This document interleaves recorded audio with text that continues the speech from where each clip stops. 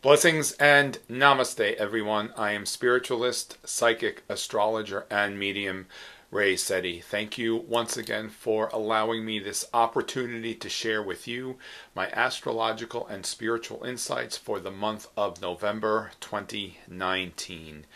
We begin November with another Mercury retrograde. This is our last Mercury retrograde for 2019. Remember, Mercury will move retrograde 3 times each year. And as I have always inspired us to recognize, all astrological phenomena serves a greater purpose when we allow ourselves to recognize all the blessings and the opportunities at hand. Even a Mercury retrograde does offer us an opportunity to go within, to reflect, quiet the mind, step back. Many times we approach all things as being a transmitter. We're projecting, we're sending out, sending out, sending out.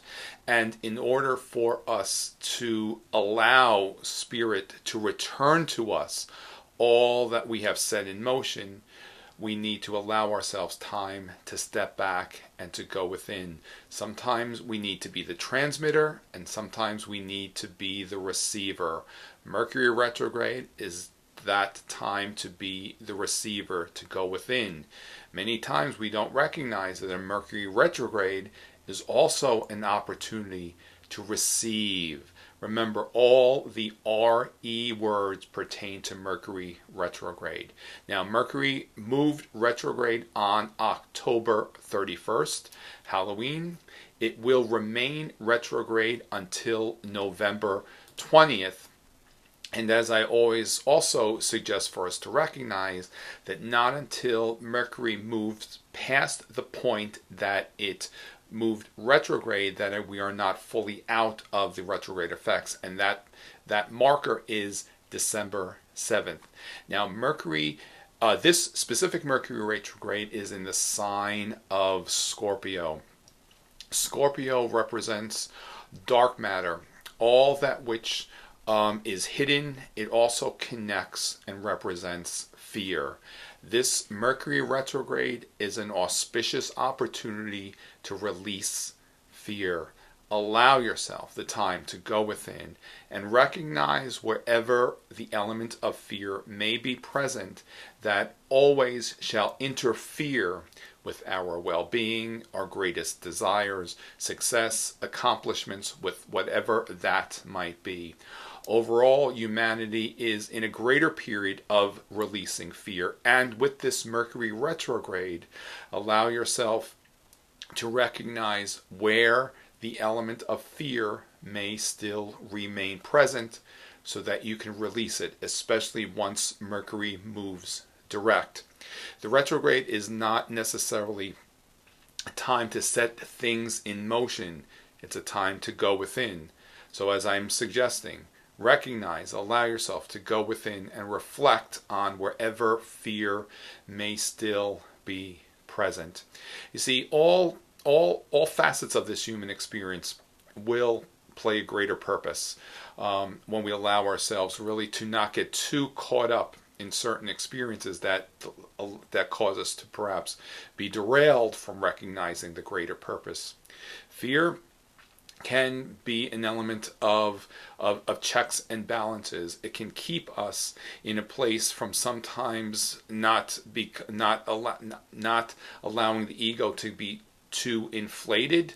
It will give us an opportunity to really perhaps proceed with caution when necessary. If the fear causes the element of or a condition of debilitation and does not allow you to move forward, then it's not serving a greater purpose. However, if a subtle fear, if a fear that is kept in balance, perhaps allows you to be necessarily cautious at times so we don't overly indulge in certain experiences, then perhaps it's serving a greater purpose. It doesn't serve a purpose when it's debilitating and it doesn't allow us to move forward and sometimes take that leap of faith. There are times when we do need to pursue with caution with certain matters.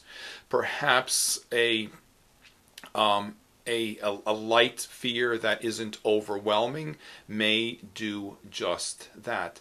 And whenever we allow ourselves to be in that place of complete trust, the fear will not necessarily need to be part of our experiences.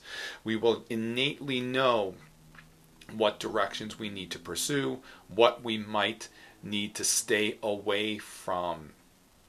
That all comes with keeping ourselves clear, keeping ourselves balanced, keeping ourselves grounded, as I've inspired us to recognize during many of these experiences. Keep yourself clear, keep yourself grounded, especially when we are observing an overabundance of fear in the outside world. In order for us to recognize we're going to be okay, we can observe this fear from a distance, from a place of detachment. As I've been saying, there is a great release of fear that is happening in the outside world. And so that we can recognize that regardless of all of that, we will be okay.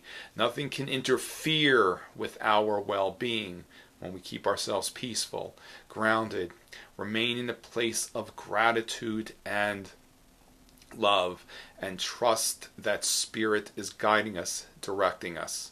So as I'm suggesting to recognize this Mercury retrograde, time to release fear. And Mercury moved retrograde in the last stages of Scorpio, and as I've touched upon many times in the past, the last few degrees of a sign, that's the critical degree.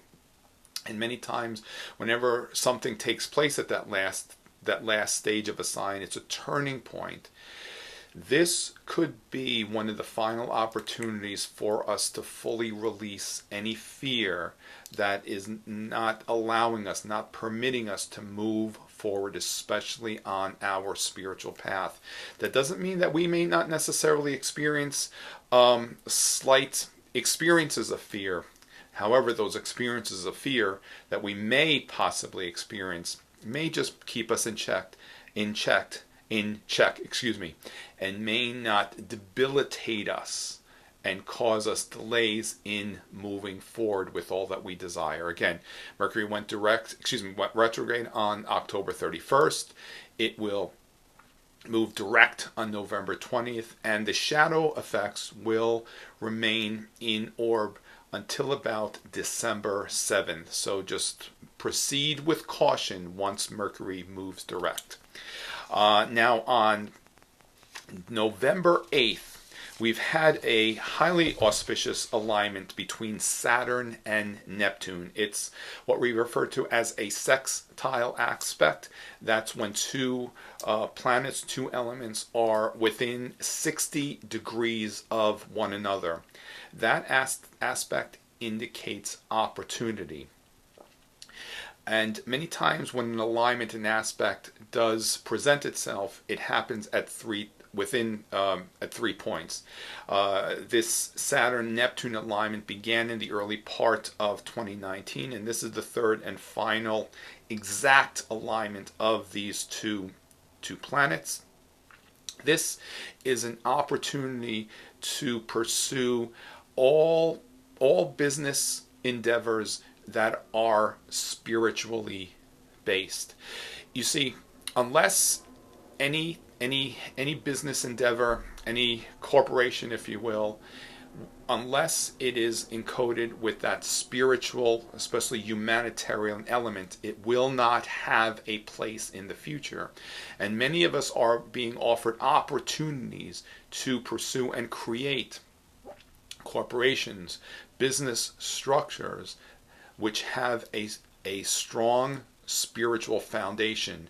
And this alignment between Saturn and Neptune has been giving us the opportunity to just that, especially since Saturn is transiting its own sign of Capricorn. Saturn connects with large structures, large corporations, all business related matters. And with Neptune in the sign of Pisces connecting with this, you can see how the universe is providing us this opportunity to really create these corporate business endeavors, which are very much spiritually encoded and have a strong spiritual integrity in its foundation.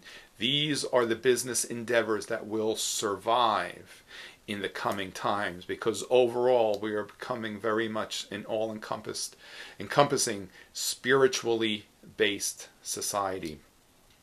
And this aspect between Saturn and Neptune is also offering us the opportunity within ourselves to really encode with in any endeavor that element of spirituality, humanitarianism, and overall love for the highest good of all concerned. Regarding big business and big corporations, we will see a turnaround, a turning point coming in the early part of 2020, specifically with the onset of our next eclipse season at the end of December and early January. I'll touch upon all of that a little bit more as we move through these next few months and I create my video for December of 2019. For now, any of us who are pursuing any sort of business matters within ourselves on a personal level, be very certain to really infuse that element of spirituality in all your business and corporate pursuits. Our next full moon is on November 12th, and the full moon is in Taurus. Taurus connects with, among many things, money-related matters. This full moon can certainly bring to the surface all money-related matters that need to be addressed. Going back to what I was saying with regarding Neptune a little bit earlier, Neptune also forms a favorable alignment to the full moon at this lunation. It is that sextile 60-degree alignment with the full moon. Certainly this offers us an opportunity to really fortify all that we desire, especially on a monetary level, and all money-related matters. If there are any misconceptions regarding your own designs of abundance, money-related matters, the full moon in Taurus is also a favorable opportunity to release all of that as well. If there are any interferences with cash flow, whether on a personal level or even on a business, professional level, see the full moon as an opportunity to fortify the cash flow lines and release any interference with money-related matters and the flow of ease regarding all things monetarily. Over the course of the years, I have inspired and rather suggested the reading material created by Diana Burney in her books, in her first book, Spiritual Clearings.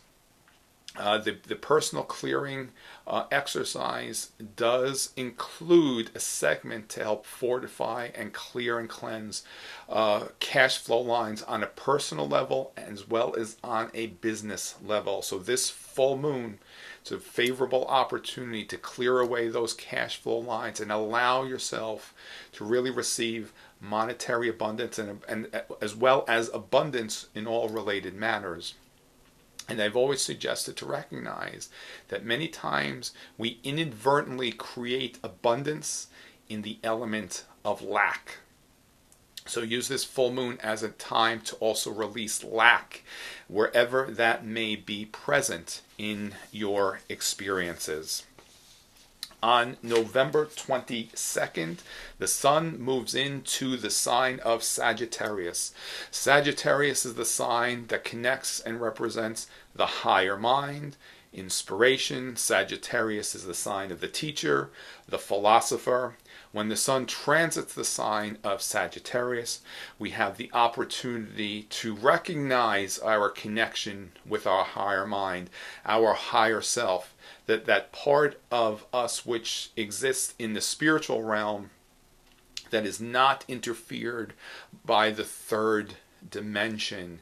That's where we receive inspiration, guidance, direction from the spirit realm, between ourselves and that etheric umbilical cord connection with the higher mind.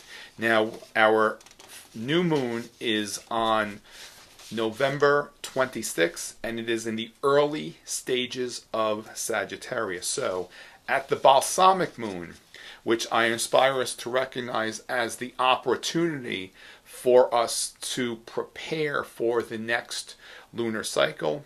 The balsamic moon begins on November 23rd, and it's at 1:14 a.m. Eastern Daylight Time. Excuse me, Eastern Standard Time. I forget we've switched over to Standard Time. That begins the phase of the moon. It's called the dark moon.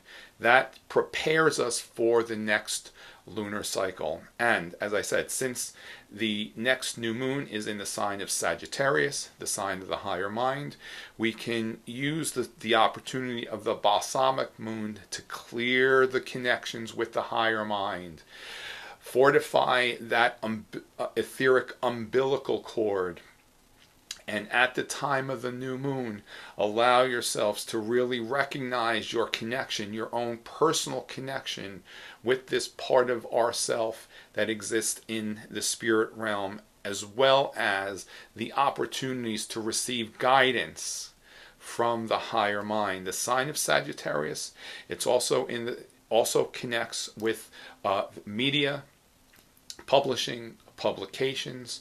If you are pursuing anything which you desire to have published, this new moon certainly is a favorable opportunity for you to pursue that endeavor.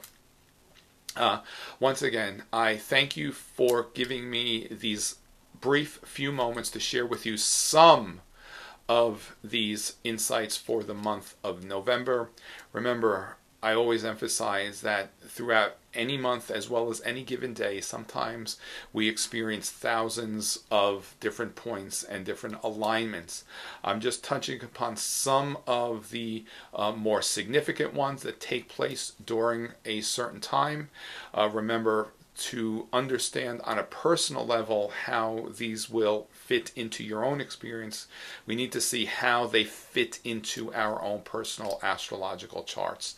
I will be coming back to the mystical moon, and my first day of clients will be Monday, November 18th, and my sojourn runs through till about December 3rd, I believe. My schedule is already very, very quickly, very much filling up. So if you'd like to meet with me at either the Bonita Springs or Fort Myers location, certainly contact the centers directly and we will schedule that time together.